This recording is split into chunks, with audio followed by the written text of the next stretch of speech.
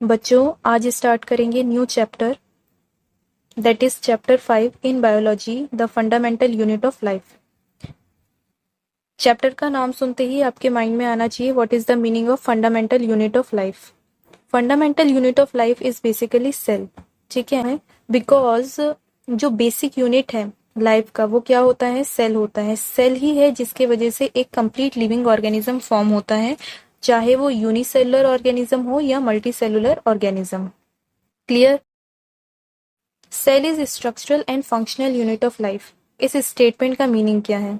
इस स्टेटमेंट का मीनिंग है कि जो सेल है वो स्ट्रक्चरल एंड फंक्शनल यूनिट होता है लाइफ का। दैट मीन्स कि सेल्स की ही वजह से कोई भी लिविंग ऑर्गेनिज्म का जो कंप्लीट बॉडी स्ट्रक्चर है वो बन पाता है, और उस स्ट्रक्चर का कुछ ना कुछ पर्टिकुलर फंक्शन होगा। ठीक है, तो उस स्ट्रक्चर का जो फंक्शन है बेसिकली किसकी वजह से हुआ, सेल के वजह से हुआ। मान लीजिए कि अगर ह्यूमन बींग्स में हैंड्स की बात करें, हाथ की बात करें, तो जो हाथ है सेल्स के कॉम्बिनेशंस की वजह से बना है, ग्रुप ऑफ सेल की वजह से बना है।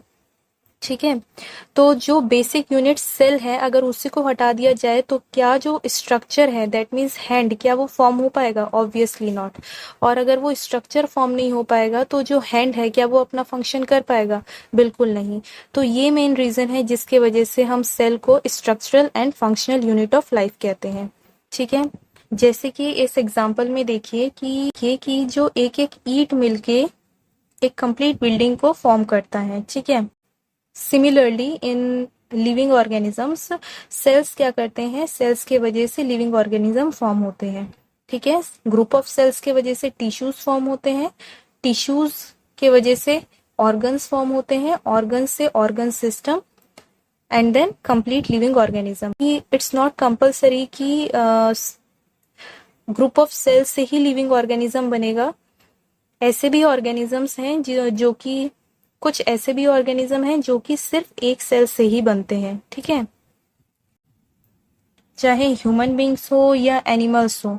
ठीक है, या आप कोई दूसरे एग्जांपल ले लीजिए जैसे कि रेप्टाइल्स बोलिए या एक्वेटिक ऑर्गेनिजम्स बोलिए, सभी लिविंग ऑर्गेनिज्म किनसे बने हुए हैं? सेल से बने होते हैं। ठीक है, यही एक कारण है जिसके वजह से हम सेल को फंडामेंटल यूनिट ऑफ लाइफ कहते हैं। Clear? Next is contributions of different scientists in discovery of cell. That means ऐसे साइंटिस्ट जिन्होंने डिस्कवरी ऑफ सेल्स में बहुत इंपॉर्टेंट रोल प्ले किया उनके बारे में आप सीखेंगे। ठीक है, तो जो फर्स्ट साइंटिस्ट है जिन्होंने सेल की डिस्कवरी की वो थे रॉबर्ट हुक। ठीक है, रॉबर्ट हुक ने कॉर्क यूज करके, नाउ क्वेश्चन इज की what is the meaning of cork. ठीक है, तो कॉर्क बेसिकली जो ट्री बार्क होता है, ट्री बार्क मीन्स जो पेड़ की छाल होती है।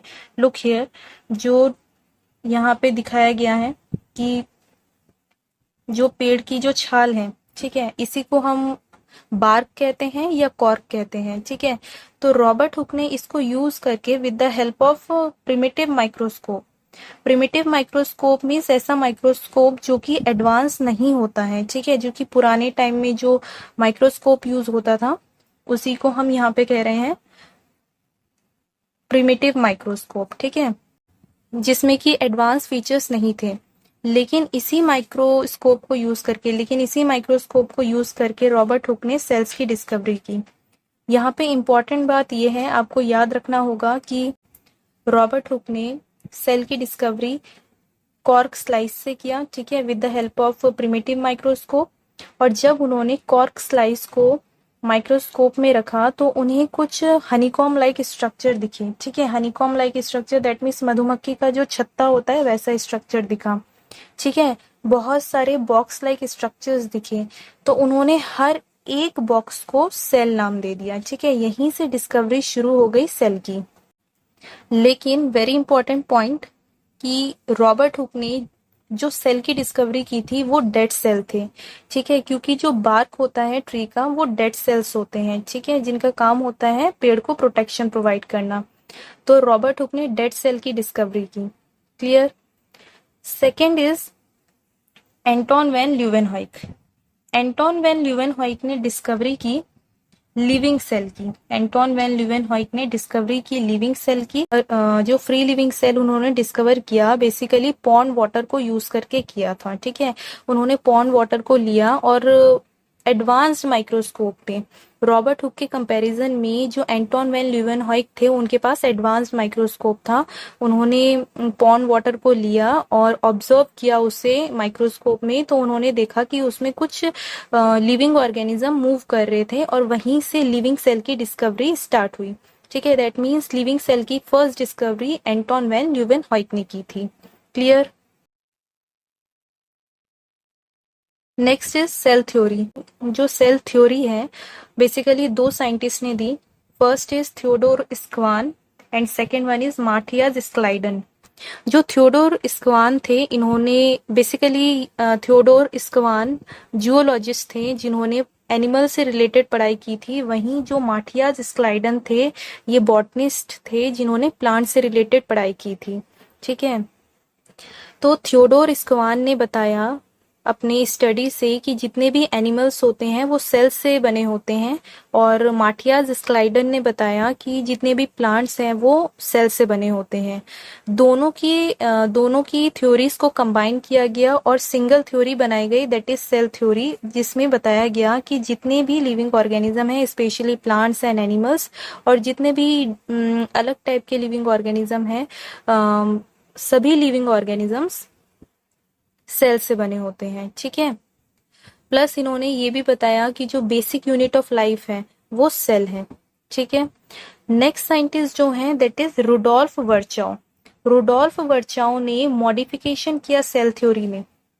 उन्होंने एक और पॉइंट जोड़ दिया। रुडोल्फ वर्चाउ ने एक और पॉइंट जोड़ा सेल थ्योरी में। इन्होंने एक्स्ट्रा में ये बताया कि जो सेल है वो प्री एग्जिस्टिंग सेल से बनता है। दैट मीन्स एक सेल अपने से पहले के सेल से बना हुआ होता है। ठीक है, अपने से पहले के सेल से बना हुआ होता है। जैसे कि देखिए यहाँ पे जो पेरेंट सेल यहाँ पे दिखाया गया है, जो पेरेंट सेल है जब इसमें सेल डिवीजन होगा तो ये कितने सेल्स प्रोड्यूस करेगा? 2 सेल्स प्रोड्यूस करेगा। दैट मीन्स ये जो 2 सेल्स है वो कहाँ से आए? पेरेंट सेल से आए। ठीक है, अब ये जो 2 सेल्स हैं अगेन क्या प्रोड्यूस करेंगे? 2 सेल्स प्रोड्यूस करेंगे। तो इनका कहना ये था कि जितने भी सेल्स होते हैं वो अपने पहले के सेल से, दैट मीन्स अपने से पहले प्री एग्जिस्टिंग सेल से बने होते हैं। ठीक है,